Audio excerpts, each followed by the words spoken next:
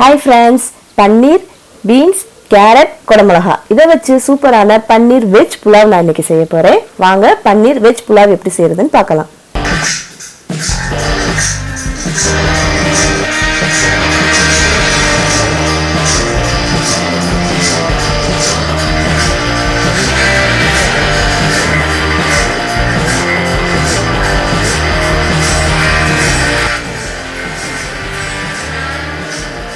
பன்னீர் veg pulao செய்யறதுக்கு தேவையான பொருட்கள் நோட் பண்ணிக்கோங்க. ஒரு மிக்ஸி ஜார்ல 2 துண்டு இஞ்சி தோல் சீச்சு கட் பண்ணி எடுத்துர்க்கேன். 50 கிராம் வெல்லப்பூடு, 5 பச்சை மிளகாய். இதை அரைச்சு எடுத்துக்கணும். தண்ணி ஊத்தாம அரைச்சுக்கோங்க. ரொம்ப நைஸா இருக்குன்னு தேவையில்லை, இந்த மாதிரி அரைச்சுக்கலாம். இப்போ பன்னீர் ஃப்ரை பண்ணிடலாம். பேன் சூடானதும் 2 டேபிள் ஸ்பூன் எண்ணெய் ஆட் பண்றேன். எண்ணெய் சூடானதும் பன்னீர் நம்ம ஆட் பண்ணிக்கலாம். நான் 150 கிராம் பன்னீர் எடுத்திருக்கேன்.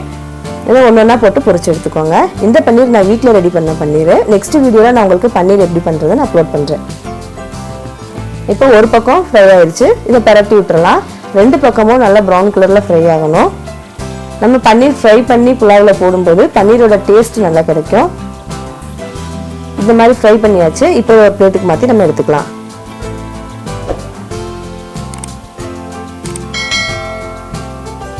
இந்த கப்ல நான் 2 கப் பாஸ்மதி ரைஸ் எடுக்கிறேன். அதாவது 1/2 கிலோ பாஸ்மதி அரிசி. 2 கப் ரைஸ் எடுக்கும்போது நம்ம 3.5 கப் தண்ணி ஊற்றணும். இப்போ இந்த ரைஸை நம்ம வாஷ் பண்ணி ஒரு ஜல்லடையில் எடுத்துக்கலாம். தண்ணி வடியட்டும். இப்போ நம்ம புலாவ் ரெடி பண்ணிடலாம். குக்கர் சூடானதும் 50 ml எண்ணெய் ஆட் பண்ணுறேன். 1 டேபிள் ஸ்பூன் நெய். எண்ணெய் நெய்யும் சூடானதும் பட்டை இலை, பட்டை, கிராம்பு, ஏலக்காய், அன்னாச்சிப்பூ, 1 டேபிள் ஸ்பூன் சோம்பு. இதெல்லாம் பொரிஞ்சதும் ஒரு பச்சை மிளகாய் 4 கீரி இருக்கு. அதை இதில் ஆட் பண்ணிட்டு மிக்ஸ் பண்ணி விட்டுக்கோங்க. 200 கிராம் பெரிய வெங்காயம் கட் பண்ணி எடுத்திருக்கேன். அதை இதில் ஆட் பண்ணிக்கலாம். ஆட் பண்ணிட்டு மிக்ஸ் பண்ணி விட்டுக்கோங்க. வெங்காயம் நல்லா வதங்கி வரணும் நம்மளுக்கு.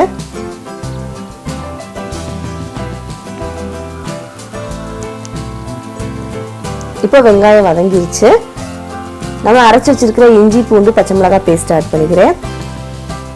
1 டேபிள் ஸ்பூன் உப்பு ஆட் பண்ணுறேன். ஆட் பண்ணிட்டு இதை மிக்ஸ் பண்ணி விட்டுக்கோங்க. இஞ்சி பூண்டு பச்சை மிளகாயில் இருக்கிற பச்சை ஸ்மெல் போகணும். அதனால நல்லா மிக்ஸ் பண்ணி விட்டு ஒரு 1 மினிட் விட்டுருங்க.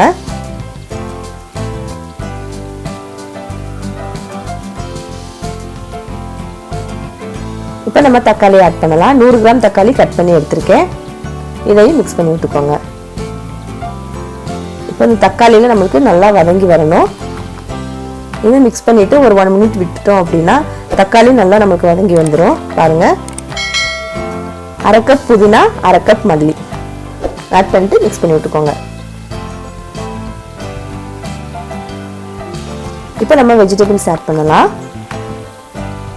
1 கப் பீன்ஸு, 1 கப் கேரட், 1 கொடமிளகா ஸ்கொயர் ஷேப்ல கட் பண்ணி வச்சிருக்கேன். அதை இதில் ஆட் பண்ணிக்கலாம். ஆட் பண்ணிட்டு மிக்ஸ் பண்ணி விட்டுக்கோங்க. மிக்ஸ் பண்ணிட்டு ஒரு 2 மினிட்ஸ் விட்டுட்டோம் அப்படின்னா இந்த காய் நல்லா நம்மளுக்கு வெந்து வந்துடும். பாருங்க, நல்லா வதங்கிருச்சு. இப்போ நான் 1 டேபிள் ஸ்பூன் கரம் மசாலா, நம்ம ஃப்ரை பண்ணி வச்சிருக்கிற பன்னீர் அதில் ஆட் பண்ணிட்டு மிக்ஸ் பண்ணி விட்டுக்கிறேன்.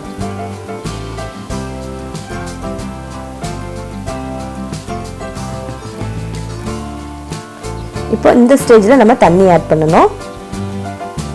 பன்னீர் ஆட் பண்ணிட்டு நல்லா மிக்ஸ் பண்ணி விட்டுட்டு நம்ம தண்ணி ஆட் பண்ணிக்கலாம். நான் 2 கப் ரைஸ் எடுத்திருக்கேன். அதனால 3.5 கப் தண்ணி ஆட் பண்றேன். தண்ணி ஆட் பண்ணிட்டு உப்பு பார்த்துட்டு உப்பு தேவை அப்படின்னா உப்பு போட்டுக்கோங்க. நம்ம ஏற்கனவே வெங்காயம் வதக்கும் போது உப்பு போட்டிருந்தோம். எனக்கு உப்பு பத்தல, அதனால உப்பு கொஞ்சம் ஆட் பண்ணியிருக்கேன். ஆட் பண்ணிட்டு மிக்ஸ் பண்ணி விட்டுக்கோங்க. இப்போ இந்த தண்ணி இந்த மாதிரி கொதி வந்தோடனையும் நம்ம கழுவி வச்சிருக்கிற ரைஸ் இதில் போட்டு மிக்ஸ் பண்ணி விட்டுக்கலாம். தண்ணியெல்லாம் வடிச்சு தான் நான் எடுத்திருக்கேன். இந்த மாதிரி தான் போடணும். அப்போ தான் நம்மளுக்கு சாப்பாடு குழையாமல் நல்லா கிடைக்கும். தண்ணியெல்லாம் வடிய விட்டு எடுக்கணும்.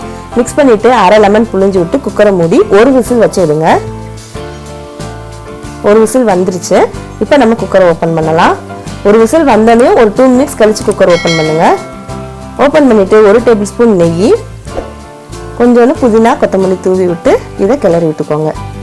பாருங்கள், அரிசி உடையாம குழையாம அப்படியே நம்மளுக்கு தனித்தனியாக கிடச்சிருக்கு. நம்மளோட சூப்பரான சுவையான பன்னீர் வெஜ் புலாவ் ரெடி ஆயிடுச்சு.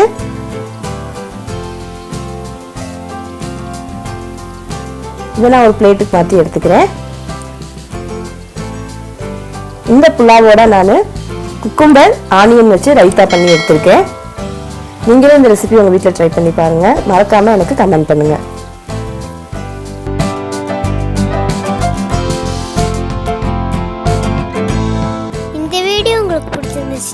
லைக் பண்ணுங்க, ஷேர் பண்ணுங்க.